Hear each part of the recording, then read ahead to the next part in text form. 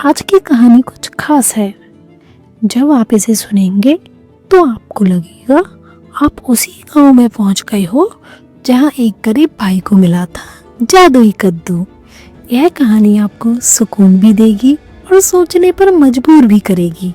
तो कहानी को आखिरी तक जरूर सुनिए, क्योंकि इसका अंत आपको चौंका देगा। और हाँ, अगर आपको ऐसी ही कहानियाँ पसंद हैं तो चैनल को सब्सक्राइब कीजिए, क्योंकि हम आपके लिए ऐसी ही जादुई कहानी लेकर रोज आते हैं। एक बार दो भाई थे जो बहुत गरीब थे। उन्होंने अपनी ज़िंदगी में गरीबी के अलावा कुछ नहीं देखा था। जब उनकी शादी का समय आया तो बड़े भाई यूरा ने एक अमीर बूढ़ी महिला से शादी की, जबकि छोटे भाई मिखाइलो ने एक गरीब युवा अनाथ लड़की से शादी की। किस्मत ने मिखाइलो का साथ नहीं दिया। उसके पास काम करने के लिए केवल उसके हाथ थे। वो सच में बहुत गरीब था। शादी से पहले दोनों भाई दोस्त थे, लेकिन अब उनके रास्ते अलग हो गए थे। एक दिन उनमें झगड़ा हुआ। फिर यूरा इतना गुस्सा हुआ कि उसने मिखाइलो से कहा कि अब वो उसके घर में कभी कदम न रखे। बसंत आया, पर मिखाइलो के पास सब्जी बोने तक के लिए एक बीज नहीं था। इसलिए वो आने वाली सर्दियों के बारे में सोचकर बहुत उदास और निराश हुआ। मैं क्या करूं? पत्नी से उसने पूछा, क्या मुझे यूरा से जाकर मदद मांगनी चाहिए? जरूर जाओ, पत्नी ने कहा।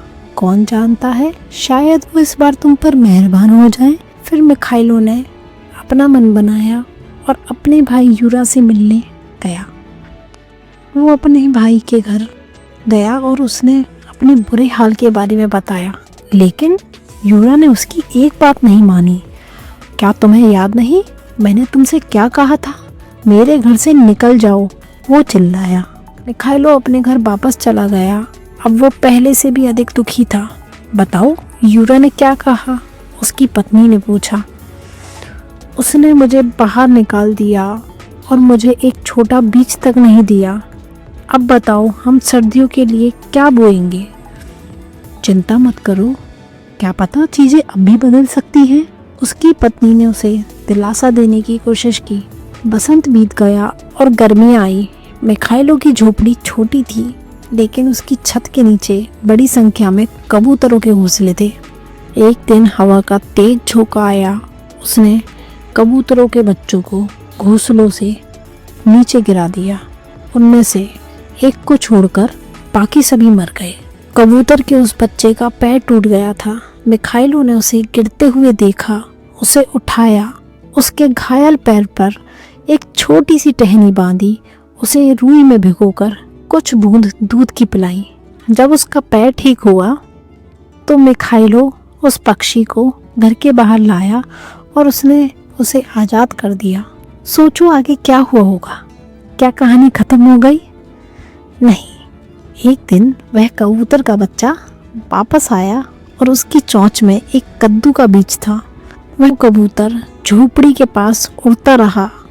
फिर उसने दरवाजे के पास उस बीज को गिरा दिया। जब वह बीज मिखाइलो को मिला तो वह बहुत खुश हुआ। अब हम असली किसान हैं, वह चिल्लाया। अब हम उस बीज को बोएंगे, फिर शायद उससे कुछ निकले। उन्हें अपने सब्जी के बगीचे में वो बीज बो दिया। उसमें जल्द ही अंकुर फूटा और फिर बेल और पत्तियां निकली। बेल लंबी होती गई, वह जमीन में रेंगती रही और फिर उसमें फूल निकले। उसके बाद फल लगे। गर्मियों के अंत में मिखाइलो के बगीचे में 3 कद्दू हुए थे। वे बहुत बड़े और विशाल थे। उसने इतने बड़े कद्दू पहले कभी नहीं देखे थे। मिखाइलो ने अपनी पत्नी से कहा, एक कद्दू घर में ले आओ, हम उसे पकाकर खाएंगे। मैं वो काम नहीं कर पाऊंगी। पत्नी लौट कर आई। मेरे लिए उस बड़े कद्दू को अकेले लेकर आना बहुत मुश्किल है। फिर दोनों एक साथ बगीचे में गए। वे उस भारी और विशाल कद्दू को बड़ी मुश्किल से अपनी झोपड़ी में लाए। मिखाइलो ने कद्दू को कुल्हाड़ी से काटा।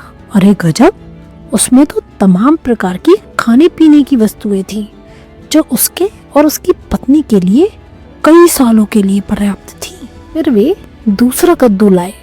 इससे पहले कि मिखाइलो उसे काटता, वो कद्दू अपने आप ही फट गया और उसमें से सभी प्रकार के कपड़े बाहर गिर पड़े। कपड़े पूरे गांव के पहनने के लिए भी पर्याप्त थे। अब मिखाइलो और उसकी पत्नी यह देखने के लिए बहुत उत्सुक थे कि तीसरे कद्दू में क्या होगा, इसलिए वे उसे भी घर में ले आए। और जैसे ही मिखाइलो ने अपनी कुल्हाड़ी से उस पर प्रहार किया, उसमें से सोने व चांदी के सिक्के गिर पड़े, इतने सारे कि उनकी गिनती तक नहीं कर पाए। अब मिखाइलो गरीब नहीं रहा। अब उसे अपने अमीर भाई से कुछ भी मांगने की जरूरत नहीं थी। अब यूरा को मिखाइलो से ईर्ष्या होने लगी। वो यह जानना चाहता था कि उसका भाई इतना अमीर कैसे बना। इसलिए उसने अपनी पत्नी से कहा, मिखाइलो के घर जाओ और उससे पूछो उसे इतनी सारी संपत्ति कहाँ से मिली। जब यूरा की पत्नी मिलने आई तो मिखाइलो कहीं बाहर गया था, लेकिन मिखाइलो की पत्नी ने उसे वह सब कुछ बताया जो यूरा की पत्नी जानना चाहती थी, और उसने उससे कुछ भी नहीं छिपाया। उसने बताया कि कैसे तेज हवा ने कबूतर के बच्चे को उसके घोंसले से बाहर धकेल दिया और कैसे उसके पति ने उस घायल पक्षी की देखभाल की, उसे ठीक किया। फिर कबूतर का बच्चा उनके लिए एक बीज लाया, कैसे उसमें से 3 विशाल कद्दू हुए। फिर यूरा की पत्नी अपने घर गई और उसने वो सब कुछ अपने पति को बताया। बसंत फिर आया, कबूतर फिर आए, उन्होंने अपने घोंसले बनाए। उन्होंने यूरा की छत के नीचे भी कुछ घोंसले बनाए, उनमें अंडे दिए। समय के साथ उन अंडों से छोटे बच्चे निकले। यूरा ने तेज हवा का इंतजार किया, लेकिन कोई हवा का झोंका नहीं आया। इसलिए धैर्य खोते हुए उसने एक लंबी लाठी ली और कबूतरों के घोंसले को खुद गिरा दिया। एक बच्चे को छोड़कर बाकी सभी पक्षी मारे गए। यह देखकर कि बचे पक्षी का पैर टूटा था, यूरा उसे घर ले गया और उसकी देखभाल की। घायल पैर जल्दी ठीक हो गया और फिर यूरा ने बच्चे को आज़ाद कर दिया। कुछ समय बीता और फिर कबूतर यूरा के लिए भी एक बीज लेकर आया। यूरा बहुत खुश हुआ और उसे जल्दी से बगीचे में ले गया। उसने और उसकी पत्नी ने वो बीज बोया और फिर बेसब्री से इंतजार किया। उन्हें लगा कि भाग्य उन पर भी उसी तरह मुस्काएगा जैसे कि मिखाइलो पर मुस्काया था। बीज से अंकुर निकला और फिर एक बेल और पत्तियां निकली। बेल जमीन पर रेंगती रही, हालांकि उनमें कई सुनहरे फूल लगे, लेकिन उनमें से केवल एक में ही फल लगा। लेकिन उससे यूरा का उत्साह कम नहीं हुआ।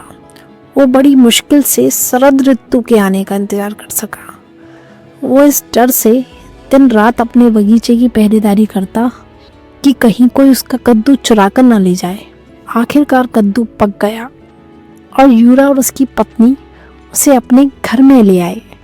लेकिन जैसे ही यूरा ने उस पर अपनी कुल्हाड़ी से प्रहार किया, वो 2 हिस्सों में टूट गया और उसमें से आग की लपटें बाहर निकलने लगी। उससे झोपड़ी में आग लग गई और वह जलकर खाक हो गई। इसी तरह खलियान और यूरा और उसकी पत्नी का सारा सामान भी जलकर खाक हो गया। अमीर भाई अब अमीर ना रहा, लेकिन उसे अपने छोटे भाई से मदद मांगने में शर्म आई। इसलिए उसने अपने कंधे पर एक बोरा डाला और फिर दुनिया भर में घूमते हुए भीख मांगी।